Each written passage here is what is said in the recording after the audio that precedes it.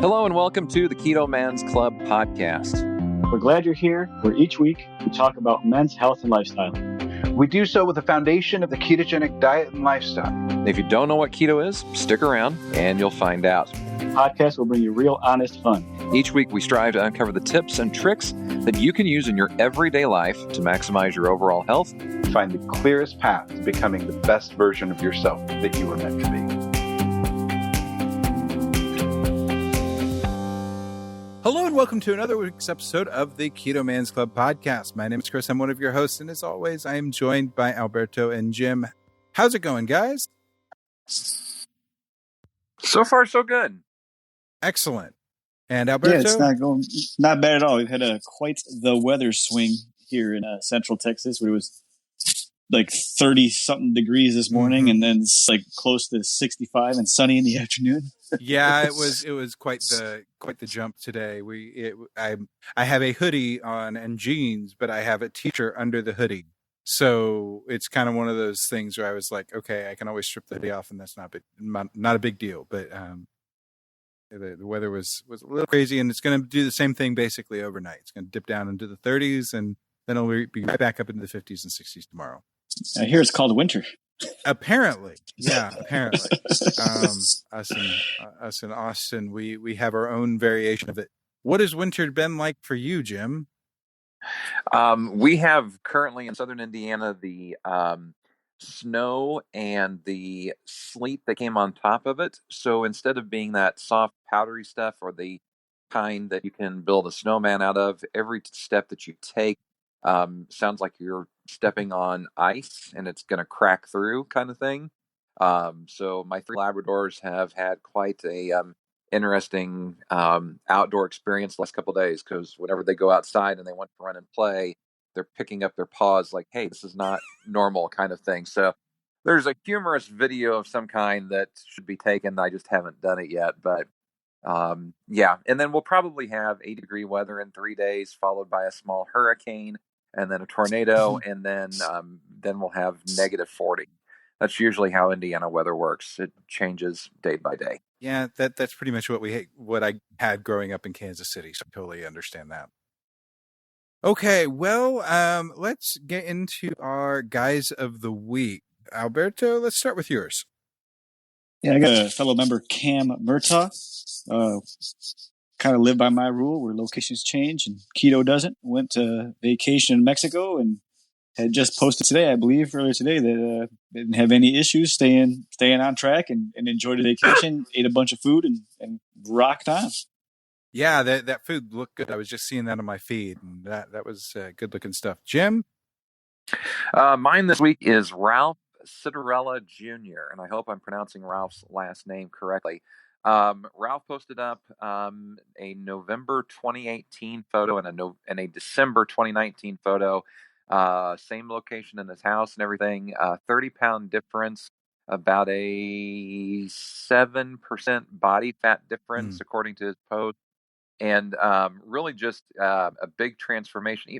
30 pounds is a lot, but for some guys, 30 pounds isn't that much, and you can really see the difference in Ralph photos here, and just a lot of positive comments in his post about the benefits of the group, the people that he's talked to, and staying on to the keto way of eating and whatnot, and just a genuine good guy and appreciative of everything. So kudos to Ralph this week. So that's my shout out. How about you, Chris? Cool. I am going to shout out Matthew Davis. He posted a picture today, always saying, always a boost to your confidence, or always boost the confidence to buy a new suit. 70 pounds down, but I still don't really see it, which is something I can relate to, actually, which is part of why I chose it. There are times when I'm like, I know I've lost weight, but I just don't feel like it. And that's, I think it happens to all of us, but he's looking good in his new suit, and he's continuing to do just an awesome job at trimming down and losing the weight and becoming the best version of himself that he can. So that's really great and good on him. Yes, it is.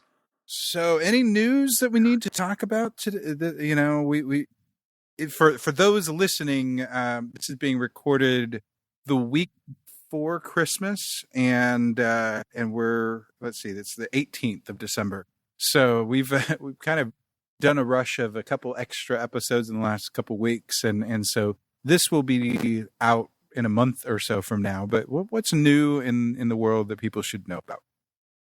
I don't know if it's new, but there's this documentary you may have heard of called Game Changers. No, not new, but yes, keep talking. I'm surprised we haven't brought it up.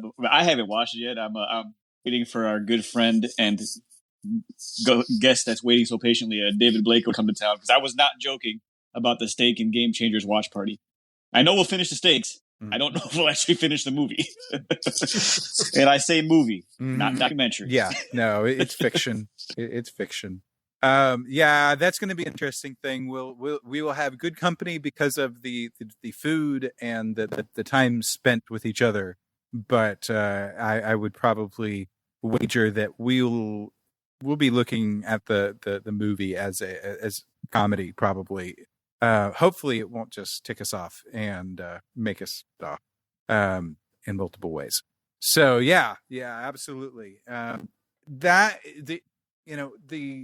The comments that I've heard from it are just that just awe and wonder as to why people can really think that that's actually a beneficial way of eating, a way of doing life. And I tend to agree with them.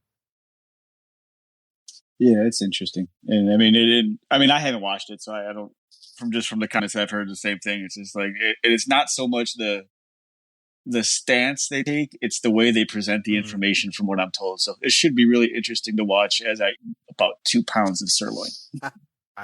Yes, that very thing. I can't wait. So what else is going on, Jim? What's new in your world? I'm not anything. We talked about the weather. To be honest with you, my at the moment I am trying to print off my tickets to the premiere of Star Wars tomorrow night. So I have 2 friends that I grew up with that since the prequels came out in 1999, we have gone to the opening night showing of Star Wars. We actually camped out in 1999 because back in the old days, kids, you couldn't get on your phones and buy a ticket. Instead, you had to go stand in line and wait hours and hours and hours kind of thing. So, but kids today, I need to print off tickets, and I'm old, and I don't know how to do it. and try to you can't determine with my bifocal glasses on my head right now how exactly you print off tickets from the movie theater website right now. I will not name the name of the theater, but it's 3 initials, and just see what happens. So I've been reading up on David, and I've been getting prepped up for the podcast tonight. But truly, at the moment, I'm looking at the ticket option for the theater and figuring out how in the world I print off tickets. I mean, David's just David. You got more pressing matters here. That's right. David is in the hierarchy. I promise. David's in the top 3 right now. Yes. So what's new with you, Christopher? It's been a crazy, crazy time. It's obvious, I think, by now I'm involved with things at church. I do all sorts of different things, and the only night I haven't spent doing something at church in the last 5 days was Monday night when I went to Kung Fu class with my wife. Outside of that, I've been up at church doing one thing or another. I have finished this massive LED strip light installation finally, and I'm hoping that it will continue to hold together. It works and it's functioning, and now I just have to program it for next Sunday. Luckily, most of that I can do remotely from my computer at home. So it's going to be it's going to be a great service, and this will be a great asset for us. But I've literally been doing things like soldering wires and running cables and making Ethernet cables and all of this crazy stuff just for 2.5 months because they don't make to do it the way that I'm doing it. That's a big caveat. To do it the way that I'm doing it on the extreme budget of maybe $350 total invested in the whole thing, they don't make it pre-made. So you just make everything. And so I've learned a lot. I could do it again a whole lot easier and faster now, but I'm not sure if I will attempt to do so. I'm looking forward to Christmas and all of that, and that will be that'll be good, and hopefully a little bit of downtime, because I'm going to try to work ahead on next week's podcast so I don't have to do them the week of. So we shall see. So yes, we have a guest with us. David Blacow has joined us once again to chat about life and talk and all of that. David, what is new with you? What's new with me? Well, just coming along from my shoulder recovery and gaining some strength. So new stuff going on there in the gym, as far as like on the keto diet realm of things. And then at work, I am winding down to head into a sabbatical. So after tomorrow, I'm going to be off work for 9 weeks. Woo! Yeah. Wow. So that's kind of new. Yeah. So what are the plans for 9 weeks? Well, part of my plans are going to take me down to Texas, Yes. where we're going to meet up with you fine gentlemen, or a few of you, and have some steak and watch the Game Changers. And see some family while I'm down there as well. And then the rest of it is to do some snow skiing, maybe a little bit of dirt biking as far as activities. And then it's just honey-do stuff around the house. Yeah. Well, it sounds like you will maybe relax. Maybe. Depending, it really depends on it really depends greatly on how much travel takes out of you. Hopefully it will be enjoyable travel. So, well, I'm seeing you and Alberto, so hopefully it'll be enjoyable. Yes. Well, Yeah. I mean, there might be a gym session that you might regret, but other than that, it should be great. There's always that. Now the poor guy's going to be off for 9 weeks, and you're gonna do that to him? Yes. Oh, It's a requirement. So just to get things straight here, Jim, I work out at a corporate gym at my work. Okay. I will still be going to work the whole 9 weeks I'm off. I will go in and hit the gym every morning, and then I'll come home. I just won't go to my office. Yeah. Wow. Okay. It's well, as Alberto says, locations change, but keto doesn't. And so for me, work might stop, but the gym doesn't. Yeah. Yeah. So is this just like a thing that your company does to help encourage health and work-life balance, or what is there something else behind this? Yeah, it's a corporate benefit provided to us for every 5 years of anniversary. We get a sabbatical. I kind of worked the system a bit. We're closed from Christmas to New Year for 2 weeks. Nice. And I qualified for my sabbatical, so I threw the sabbatical on the end of the closure. And then there was my return to work was coinciding with a week my son was going to be out of school, and we normally go skiing. Okay. So I had a chat with my boss, and I'm like, hey, I have a couple of choices. I can throw a week on the end, stay out an extra week, or I can come back for a week between Christmas, the New Year when we return, and start my sabbatical 1 week later. I'm like, let's be honest, how productive am I going to be after I've been out for 2 weeks and I'm leaving for 6 more? Yep. So he said, yeah, he agreed, take the vacation. So, but to be clear, this is, I just had my 20th anniversary with the company, and that's what gave me this 6 week sabbatical. Very cool.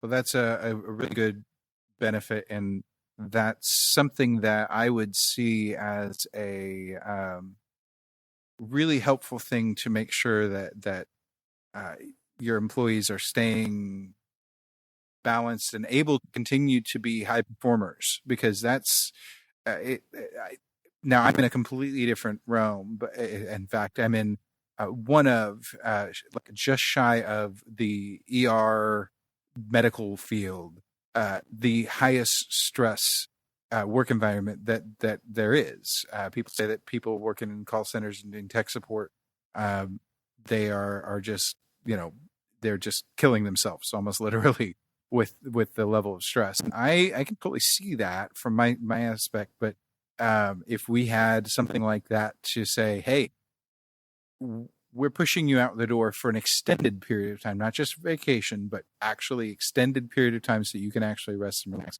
that might not be all that bad of a thing. And I wouldn't, combat burnout, which is something that's very, very common in my field. So I'm sure that's at least partially the luck that they have and that added benefit for you. It is. Work-life balance is huge for my company. So the sabbatical is something that they've retained in their package. I'm out in Silicon Valley, right, in California. A lot of companies dropped their sabbaticals from their benefits packages. My company kept. And then additionally, as you mentioned, they found that forcing people to take time off was better than having them vacation. Ooh. Not to say they've taken away vacation, but we now close in July. We close 4th of July week, and we close for the 2 weeks, basically a week and a half at Christmas to New Year. Very cool. Every year. And it's been wonderful because traditionally, if you took vacation, you come back and your desk is just piled full of stuff, right? Because you've been gone and everybody else is continuing to work. By closing the company down for that period, you're gone for the week and everything's just gone for the week. You come back and you come back to where you left. Yeah. Because everybody else was gone too. Yeah. And then they encourage us to Let's just cut to the chase, David. Are you hiring right now? Because we're all sitting here like, closing in July. Okay. Closing the holidays. Okay. Forced sabbatical. Oh, twist my arm. Yeah. Yeah. And take vacation. Like I took vacation on top of my sabbatical, right? So we're still supposed to take vacation on top of these shutdowns. It's not a bad thing. And yes, they're expecting to grow. We're building a whole brand new building that's going to hold 4,000 people. Oh, wow. Actually, I got a question for you because I know you've commented on it before and we're just kind of going off. Okay. We made the comment, and by we, I mean a lot of people, about pork rinds being an incomplete protein because they're an incomplete protein, right? You follow me? Yes. Yeah. So my question is, if you combine that with a steak, does that make that a complete protein? Does it make the pork rinds a complete protein? Yeah. Does it round it out, or does it just make it a steak and an incomplete protein? That's a really good question. And I wonder if that's philosophical or scientific. I don't know. I don't truly know the science behind it. So the reason I do know the reason that people call pork rinds incomplete protein, right, is that they don't contain all 9 amino acids. So I guess the question would be, does your steak contain enough of the excess amino, or does it have an excess of amino acids that make up the missing ones from the pork rind to complete it? Or is the steak complete and the pork rinds are then secondary? Yeah. That's an interesting thing. I had never really considered that. And I still nosh on my pork rinds. So, there's always that. Okay. Now that's an interesting thing. So let's just go ahead and dive right into it. This is all over the place and that's okay. Alberto, let's dive into, because by this point it will have launched, but we can, or we can officially launch it with this. Who knows? But this, because it will air first, second or third week of January. You guys will be deep. Yeah. So, tell us a little bit about what you and David have kind of started, and we'll just kind of go from there. Yeah, well, I don't like a lot of things in my life. It kind of started off as a joke.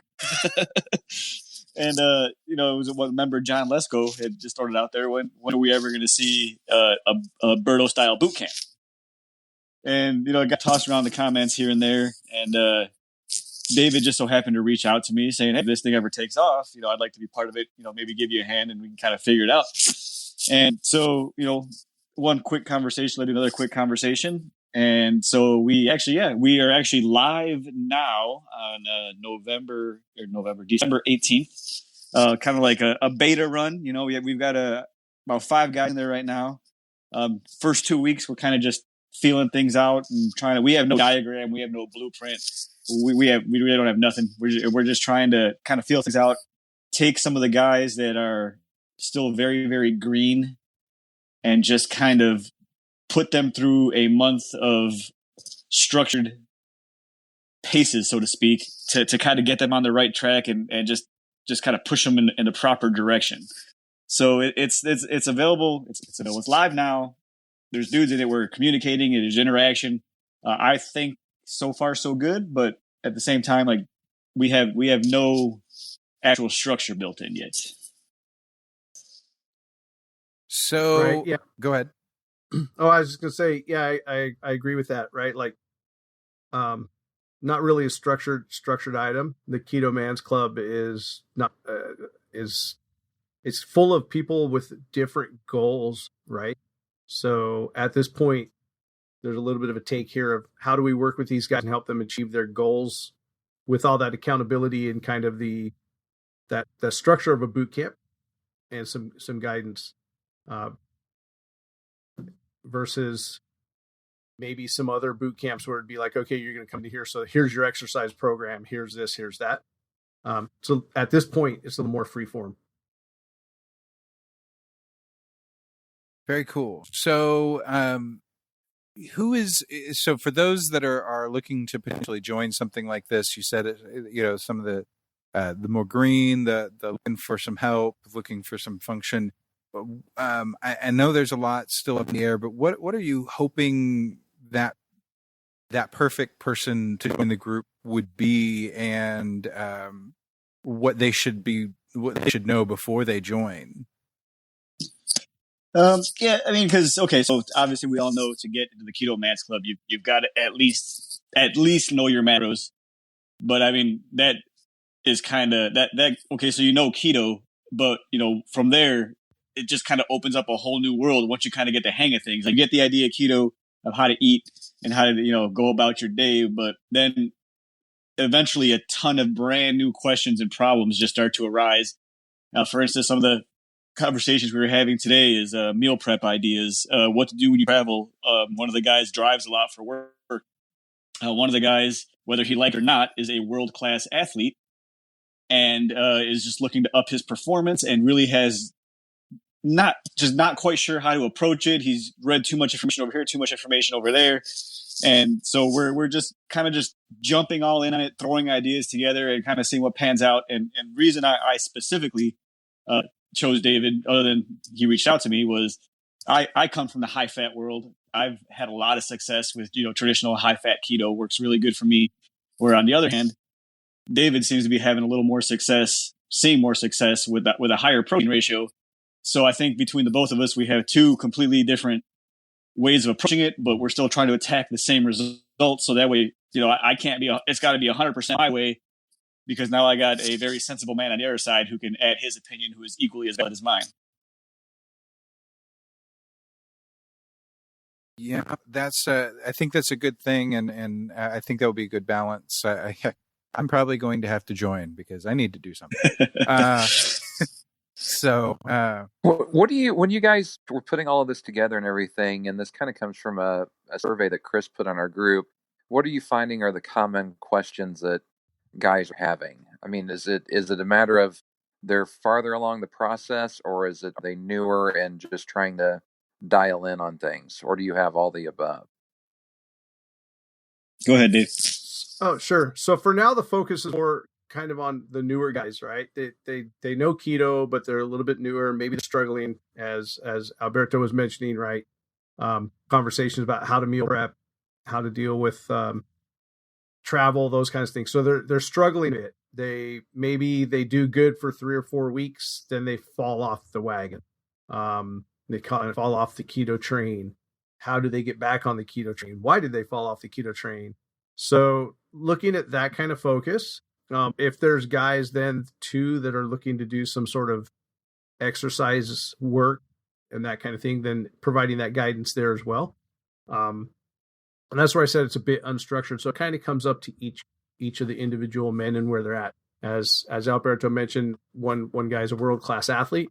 So obviously he does some level of training, but he's trying to take that up a notch.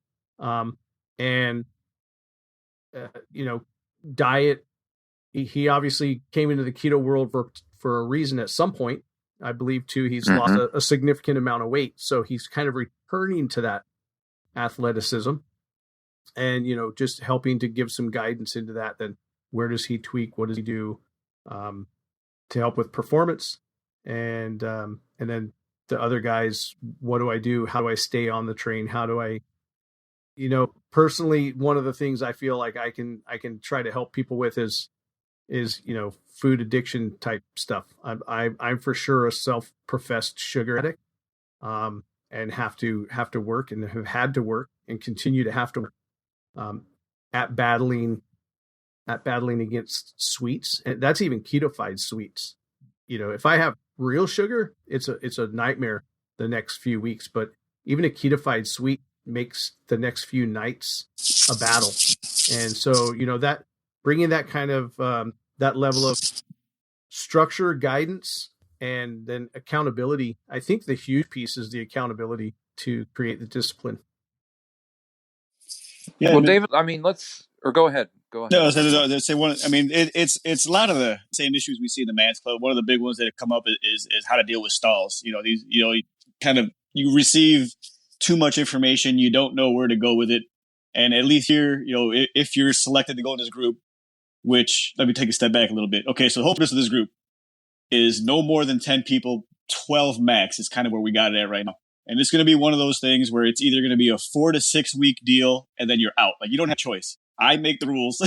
and when your time is up, you're getting kicked out. So if you're going to take advantage of this, you have a set amount of time to get your questions in, to get everything set up, to have us focus a little more on you and try to have you succeed as much as possible. Because if you kind of just sit back and slack and, the last week comes and, now I want to know. Well, you know what? You got a week left. You better ask a lot of questions because as soon as this date hits, everyone that's in this group is going to get kicked out and we're going to bring a whole bunch of brand new guys in. And that's kind of the approach that we're going with it.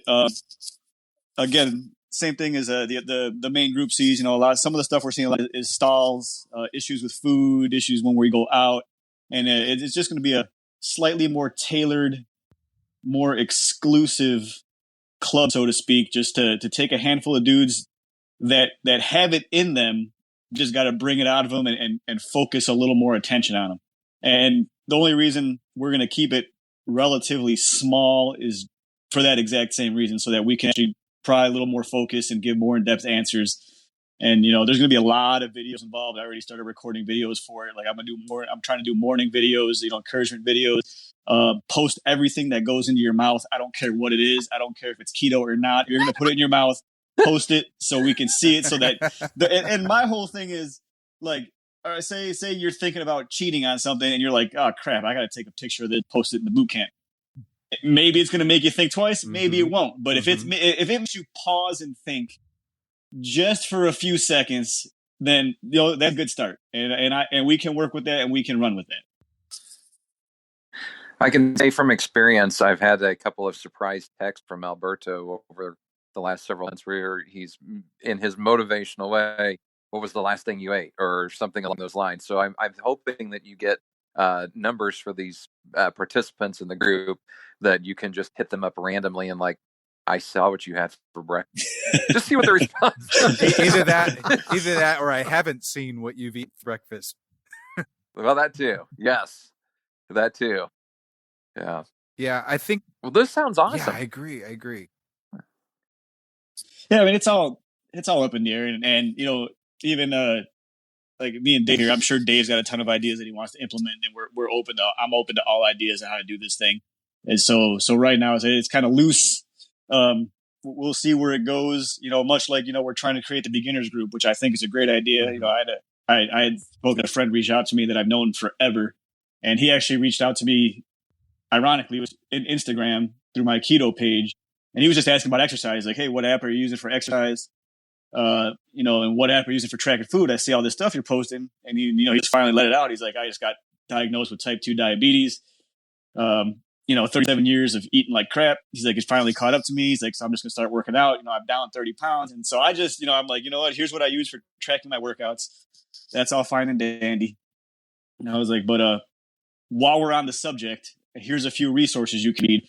And he's also Hispanic, so if you're Hispanic and you decide to keto, that's a major decision because let's face it, all traditional Mexican food, none of it is really good for you as far as keto is concerned. So if we launch this, if and when we launch this beginners group, that's going to be perfect for him. It's going to be all guys, similar problems. We can put him in the beginners group, see if it works for him, doesn't work for him. So be it. Once he gets out of the beginner's group and he gets into the main group, if he thinks he needs a little more exclusive attention, now we have this boot camp that we can get him involved in that hopefully can provide a little more guidance. That's pretty much the idea. Just help people. Cool. So this sounds like a really great resource for our guys, and I think that it's good that it's going to be select, and it's going to be something that you guys will get close together, with each other during that time, and that will probably forge some bonds between members, even that will help carry them even further. There's a lot of us that have kind of gravitated to different people and ended up getting tighter with different people in the men's club than others. Now it's a little easier in Texas because you almost like reach out your hand and feel in Texas that's in the club because we're, I guess there's just a lot of us or something. Either that or we're just louder than the rest of them. Either one, totally accurate and possible. So we just did a Welcome Wednesday post in the group. We do it for those that aren't in the group every Wednesday. We welcome the new members, and I've seen one, if not two, from Texas in this week's new class, so to speak. So yeah, I think Texas, maybe it's all the barbecue down there. I don't know. A little tiny bit easier to go keto in Texas, I'm feeling.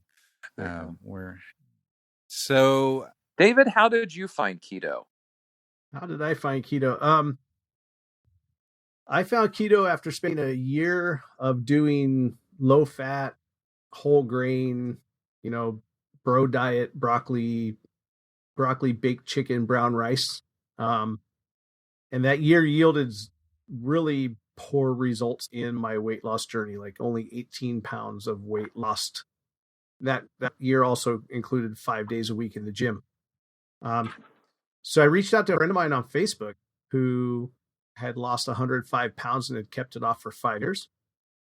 And she pointed me to a keto Facebook group, a group that Alberto's a member of. As a matter of fact, one of the people, I think possibly the guy that got Alberto into keto, his wife's a main force in that group and happened to be my friend's friend from high school. Oh, wow. Small world. Yeah. And so I started researching within the keto group, and it all made sense to me. It made sense to me from all of my previous yo-yo dieting that all my success had come when I was in a low carb state. And, and so, yeah, I went keto, and I did the traditional high fat, 70-80% of my calories from fat, 15 to 25% of my calories from protein, and then 20 grams of carbs. And I melted off 55 pounds in 5 months after a year of only losing 18. But I was doing DEXA scans and training and stuff at the time, and my results showed a really disproportionate loss of lean mass. And so I started doing more research and more searching, and came across another keto group that promoted protein based off of lean body mass. And I started following that methodology and definitely saw results from that. And I've gained back, I would say, I haven't done a scan lately. I've got back pretty much all the lean mass I've ever lost. And then other than I went through another attrition during shoulder surgery time and injury. But I'm pretty much back from all of that. And body fat has stayed pretty relative for me. I've basically been in maintenance probably about 3 years now. Okay. What was your starting point? Do you recall? Yeah, I'm 5'9". I was 267 pounds. Okay. and I'm now weighing in at about 193.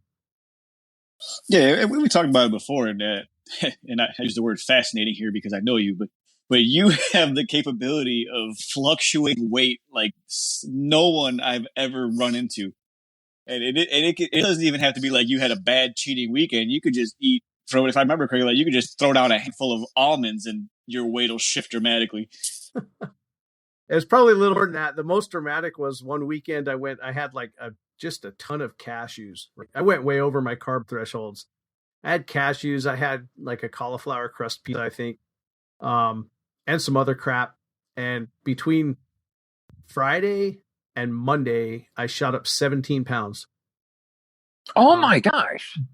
And then by the next Friday, 16 of them were gone. And I'm actually going through the same thing this week. I'll openly state, right, cashew party.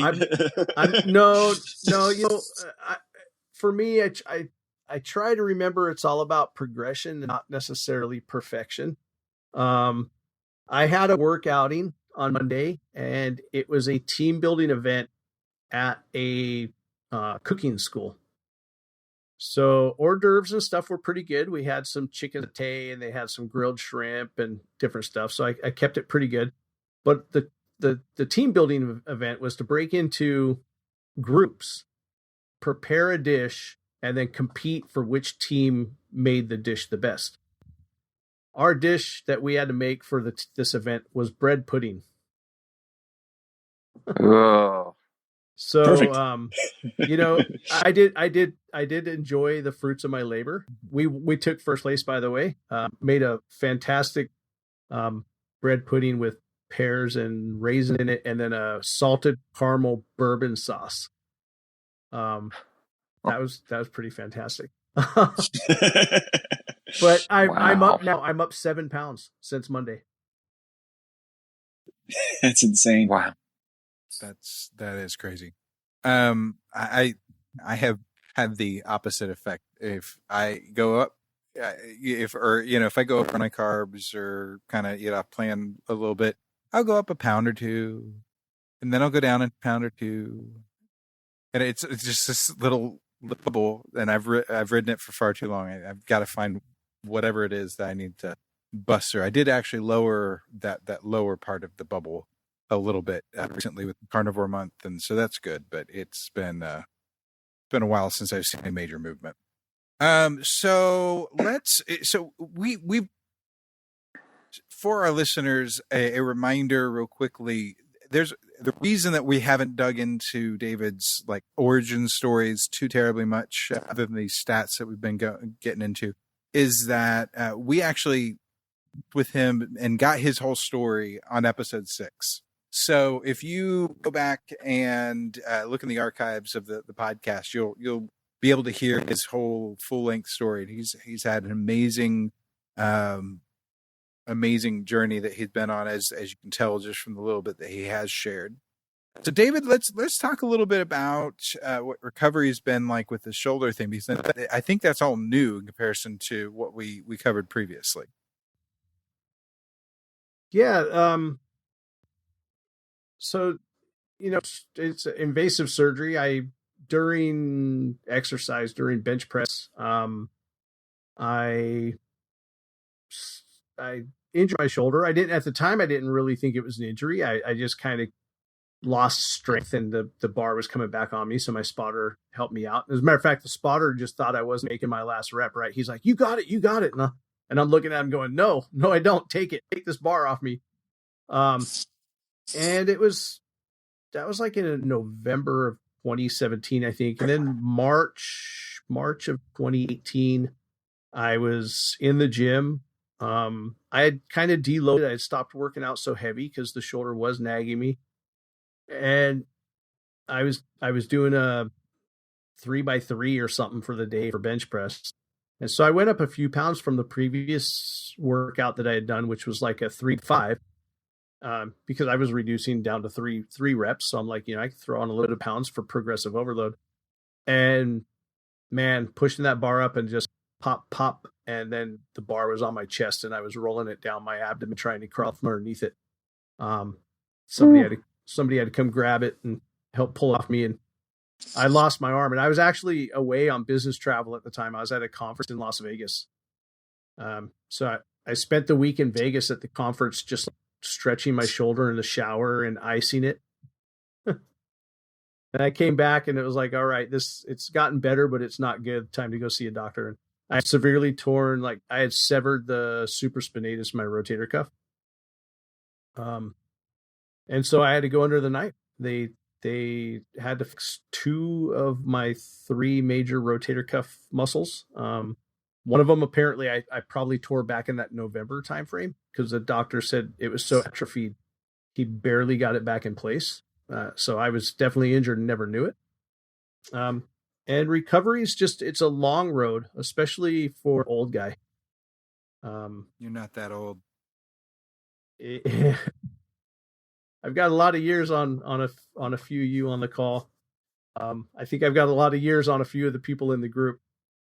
There's a few out there that are with me, but yeah, turning 52 real soon, like 4 days. Wow. Yeah, let's see. And you so 21st or 22nd? The 22nd. Okay. I see that we're very close to each other. I'm the 21st. Okay. Anyway, sorry, I interrupted. So no problem. So it's a really long road. Like today I challenged myself, took my deadlifts up to a new PR. It was supposed to be a set of 5 at what they call a rate of perceived exertion of 9. So to give you a thought of what is rate of perceived exertion, if I'm going for 9, a rate of perceived exertion of 9, and I'm doing 5, the most I'd be able to do is 1 more. Right? Like if I were doing 9, I'd only be able to do 10, but since I'm doing 5, I'd only be able to do 6. There's only 1 more in the tank. I lost form and I lost grip at rep 2. And then used a set of straps and got 3 more reps in. But definitely wouldn't have been able to do it without straps. And even with the straps, I could tell that left shoulder just wasn't locked in. The lat wasn't locked in really well. So I now know that I'm not ready to go to 275 yet on deadlifts.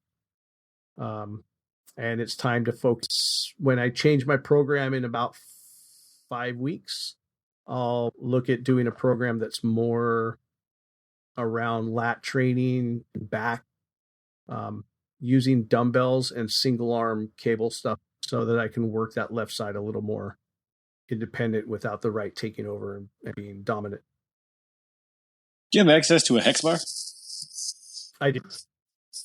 Have you played with it? Have you noticed that makes a difference on the way, like, it puts stress on your shoulder? I haven't tried it. I haven't tried it lately. I've been sticking with the traditional, and the traditional deads up until today have been really good. Like after finishing deadlift day, I've been feeling my back. I've been able to tell my back's getting a workout doing those deadlifts. So just today was just too heavy. I went up from 255 to 275. Yeah, that's quite a jump. And that was a little too much. Yeah, I mean, I've come to the conclusion, we talked about it before, and I even posted about it in the group, like, just because, like, I pinched a nerve in my shoulder, and I'm sure you can attest to it. I don't know if it'll ever heal. I think I'm going to have to constantly rehab it just to kind of keep it at bay. Like, it doesn't cause me any pain or discomfort unless I start to deadlift very, very heavy for me. And, very, very heavy for me is anything over 365, 375 pounds. And if I start trying to pull that for reps, it's not an issue of strength. It's not an issue of grip. It's an issue of the pressure on my shoulder from just holding the bar so tight and not letting go. And so I'm going to have to start playing with straps. I started playing with straps a little bit, and I can definitely bang out a lot more reps because just not having to grip the bar so hard is taking a lot of pressure off my shoulder, and then it's improving my form. Everything's better when I do it. You can still as you can attest, you can still get a really good workout with 225, not use straps, not use a brace, just control what you're doing and get a killer workout that way. But on the occasions where I'm gonna go heavy, at this point, I don't think I'm gonna have much of a choice. If I want to protect that shoulder and make sure it stays healthy for a good long time, I'm gonna have to strap up and just go that route. Yeah, I could see that. And I'm likely going to do something the same thing because this is my second shoulder surgery. First time on the left shoulder, but I've had both repaired at this point. Not everything gym related, just so we're clear. My first one was actually, it was still activity related, but I crashed my motorcycle out at the racetrack and hyperextended the shoulder.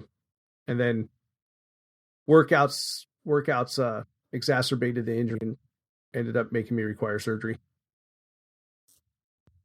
Yeah, that's kind of crazy. So, I guess maybe we can start to wind down, make this a little shorter of an episode.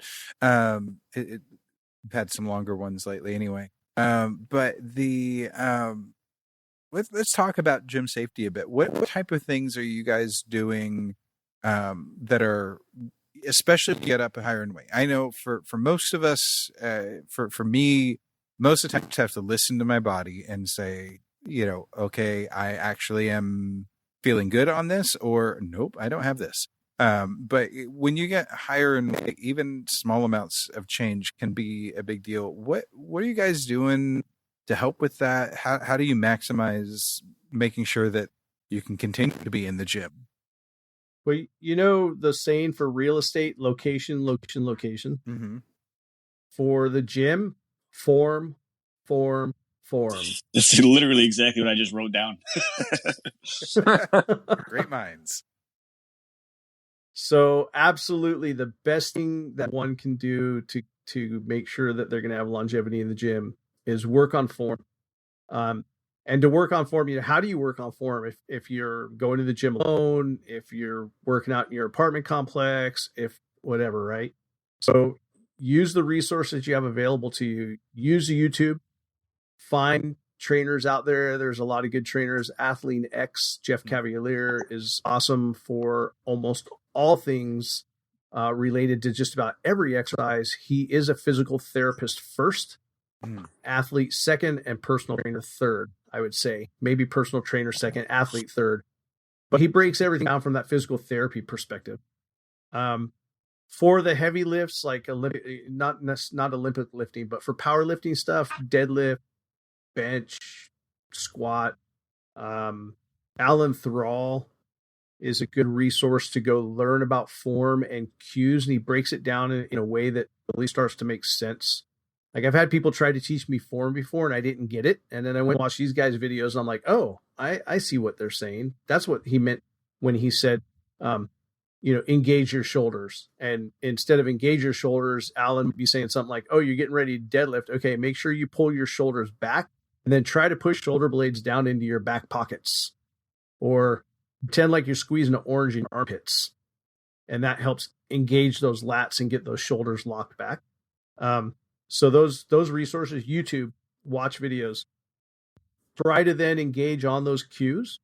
And then the last piece I would have for you is film yourself, review your own films to watch for any of the things that you're hearing about in those videos that you're watching to learn. And then last, use those other in using resources, use the Keto Men's Club, post the videos. For those that are in the boot camp, post the videos to the boot. For those that are not in the boot camp, post the videos to Keto Men's Club. The group is huge. It's got a lot of smart people, a lot of good athletic people that are training to be trainers, people that are training to be certified nutritionists. Use the resources. Yeah, no, I agree 100%. Form is everything. And one of the things, I bought into the Keto Muscle Intelligence program, Danny Vega's program, and one thing that they completely stressed that it actually had to break old habits to get through was pretty much just concentrating extremely hard on what you're doing, paying no mind to the number that you're lifting, and focus on hard contractions and keeping your core as tight as possible. And not so if you're doing a bicep curl, the weight you're curling doesn't matter. What matters is that nothing's moving except from your elbow down. Everything else is completely locked up, and you're just focusing on the contraction. And for me, when I first started this program, it took me like 4 weeks just to figure that out, because it's very humbling, first of all, because you start realizing how much momentum you're actually using to do the lifts. And momentum is fine, but momentum can also be very dangerous if your ego gets in the way. And I'm sure we've all seen people who go to pull a deadlift that's too heavy and they yank their arms and they try to literally yank the bar off the ground. Their back is rounded. They might get the bar up, but it's not pretty. And personally for me, like I'm terrible at squats, and I've been lifting weights consistently since 2014. And I would say I finally found my groove with squats where my legs are comfortable, my knees are comfortable, my spacing, the way my toes are facing. Earlier this year is where I finally, after all these years, I was squatting heavy. I was squatting a decent amount of weight, but I was doing it all wrong. It was hurting in all the wrong places. So, following this program, I dropped my weight all the way back down to 135 pounds. And I just kept working at 135 pounds until I felt the muscles burning in the right spots to where like there was no pressure on my spine. There was no pressure on my shoulders where the bar's resting. There was no pressure on my knees, no pressure on my ankles, no pressure on my calves. It felt like the smoothest motion going up and down. And even now, like when I squat, it took me a while to find that groove. Like I got to warm up for quite a bit. And all of a sudden when I find that groove, I'm like, okay. And even now, I think my squat now is, and I want to say only, heavy is relative. And a lot of people can push a lot of weight on squat. But right now, I'm comfortably barely squatting on a good day, 225 pounds. If I'm going for reps, anything above 10, 185 pounds max. And don't get me wrong, 185 pounds is a lot of weight. If you had to take 185 pounds of dog food out of your trunk, you're not going to be like, that's only 185 pounds of dog food. That's 185 pounds. So, I mean, you can get a really good workout regardless of the weight that's on the bar, by controlling your tempo, by controlling your pace, by really, really watching your form. And like I said, all of my numbers as far as what I'm lifting, I actually dropped to focus on form. Like I haven't tried 1 rep max at deadlift in a while. My reps for deadlift is getting stronger. And I'm obviously growing, doing this whole bulk thing, and I had pretty good success with that. And a lot of it was lowering the number of weight I was lifting, focusing on form, then slowly bringing that number back up in a very slow and controlled fashion. And the way they preach is the minute you lose form is your very last rep. Don't force anything. So, if you're going for 8 and at 6, going for 8 on, say, a bicep curl, and at number 6, you feel yourself sway a little, you're done. There is no 7. You stop at 6, and then that's where your set ends. And then you take your rest and you try again. And that for me had made a huge difference. Keep the weights very, very light. Go very, very slow. Make sure you're feeling the burn exactly where you're supposed to feel the burn. And stack that on top of everything that David said as far as watching videos, YouTube, going to group, posting your videos. But you take your time, go slow, check your ego at the door. And you can make great strides with very little weight. And I mean, there's a bunch of dudes at our gym now that do nothing but body weight. They're strictly body weight. These guys are in phenomenal shape and they look great, and they are essentially lifting nothing. So there's different ways to go about everything, and you got to find what suits you, what you like the best. But safety is key, form is key, and then definitely do your research and find what works for you. There's no shame in hiring a trainer. Just make sure it's someone you get along with, and the personalities we've got to jive to. So that, I mean, what do you guys use? What do you guys use when you are track the weights that you use? Because Alberto, I've seen in the group where you've posted up like your reps and the weights and everything like that. Is there an app, or you take around a little notebook, or what do you suggest for people who are wanting to like really track what they are doing? Yeah, for 2 years, I actually did write it in a notebook. I write all my workouts out. I write in a notebook. You take it back the next week and write your numbers down, and you can just make a little, spreadsheet and go that way. But the problem that I had with that was once my adrenaline starts pumping, I can't read my own handwriting. It just became a shaky mess. And so I'd be trying to guess at what I was doing, and then now you're spending too much time staring at this piece of paper. So the app I use is a Gym Hero Pro.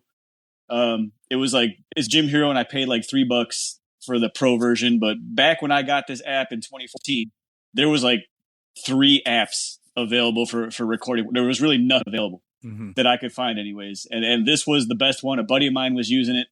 And, now there's a bunch out there, and I'm sure David can speak as to what's out there, because obviously I haven't shopped for them in a while. But now, I mean, this thing's got my data back to 2014. So like I'm stuck with them for life. There's a few apps for phone space. I hear a lot of people like Jeffit. That's like JEFIT.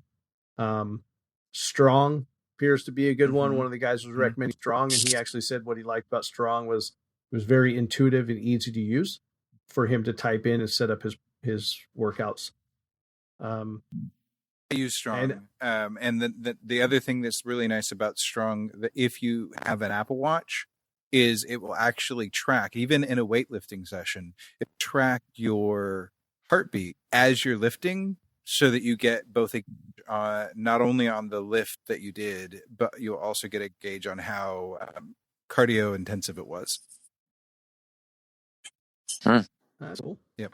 No, that's really cool. Because I mean, there's so many gadgets out there. And for instance, like that was one of my gripes with an Apple employee I know, is that I use my Apple Watch as a timer strictly for rest periods.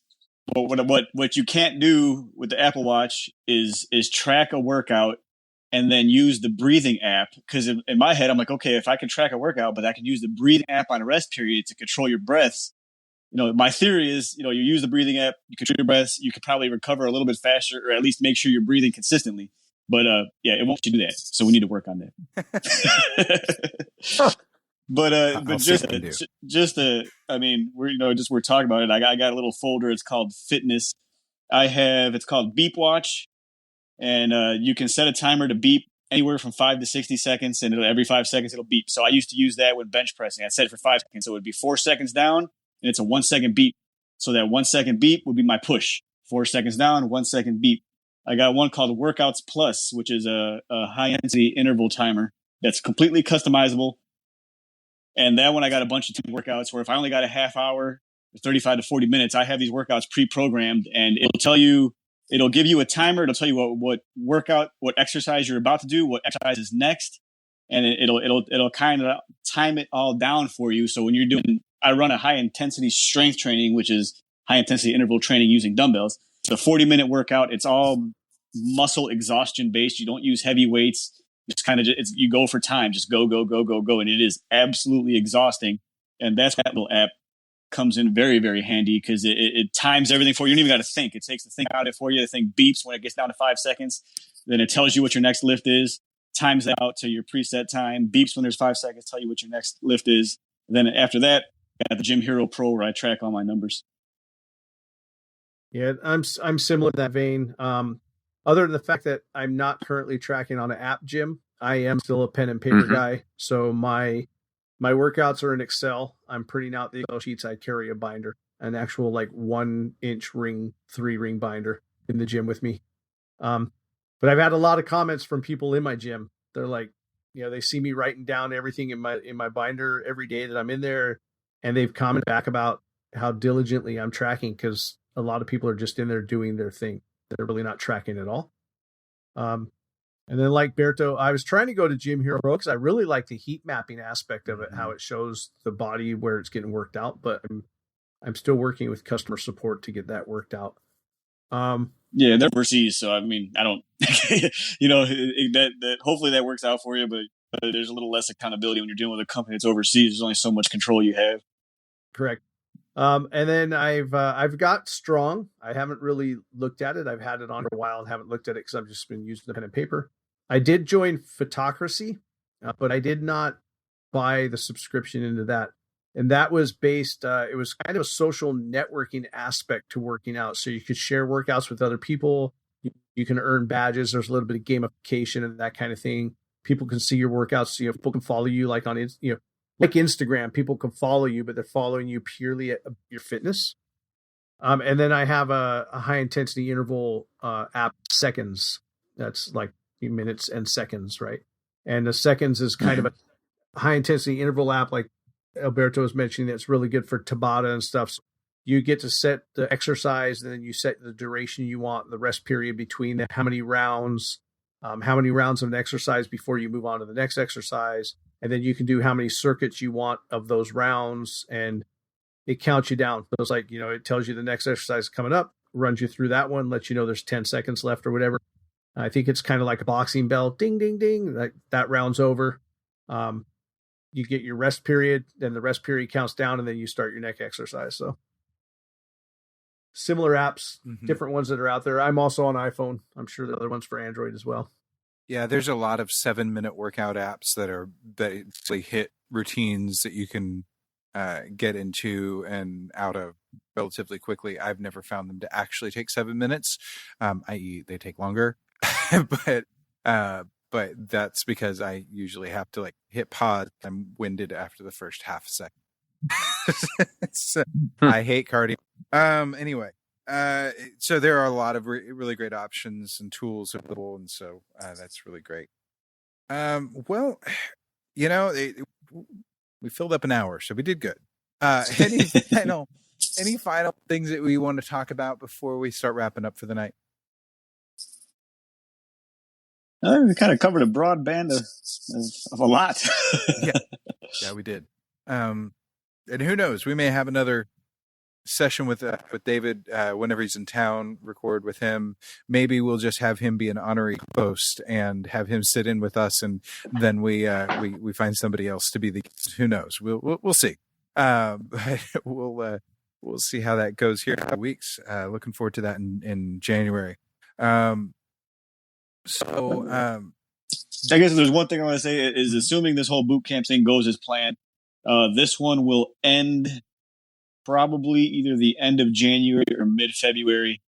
And then we'll probably have a week to kind of gather our thoughts, restructure, and repeat. So if there's going to be a second round, and I really hope there is going to be a second round, it will be probably mid to end of February. So if this is something that you think is useful, let us know. If you think dumb, let me know. But hopefully we can make some of it, and we can give the guys that need a little bit of extra love and attention, just a little bit of more boost that they need to it's inside them. It's inside every one of you guys. You guys have it inside you. Sometimes you just got to find it, or you got to need a little more extra attention, a little extra accountability to make it happen. And that's kind of what we're going for with this. And to assume, but it sounds to me, but let's go ahead and make plan one better. Is this something that someone's going to have to pay into, or is this just something that's selected and you guys are just kind of doing it out of the kindness of your heart so far? It will be free of charge for the foreseeable future. But like every business model goes, if 1 million people decide they want to sign up for this, then you need to start finding out who's serious. And the only way to find out who's serious is to monetize it, to put a price on. And not only that, I mean, ask any coach on earth and they will all tell you their worst clients are the ones that didn't pay a dime. Yeah, that was almost a direct quote from Robert Sachs' podcast. That's probably where I heard it, because I don't have any original ideas. Yeah, well, that's almost a direct quote from him and Rachel Gregory talking recently, and I did their edit for their video for that. So I remember that, but it's like my worst clients are the ones that never paid me. And accountability is a thing, like to talk to anyone who's ever given a child a car. You give them their first car, that car is beat within a year.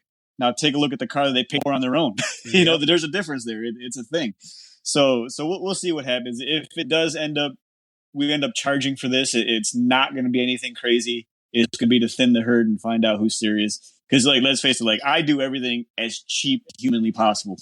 So I will do the research myself. I'm going through the paper every weekend to find the deals on what grocery store, where I got to drive to find the cheapest everything. So I've never paid for anything like this because I've never needed it. And there's other people out there that probably don't need it. But for those that do, there's no shortage of coaches or boot camps or programs to sign into. We're just offering one that's a little more exclusive to the Keto Man's Club. That's cool. Well, yeah, Jim, I agree on that. When there's a cost on the line, sometimes that's the extra push that person needs just to become serious, right? Like they're like, not only is my health going to get better, or I'm going to lose the weight, or I'm going to solve whatever the problem is going to solve.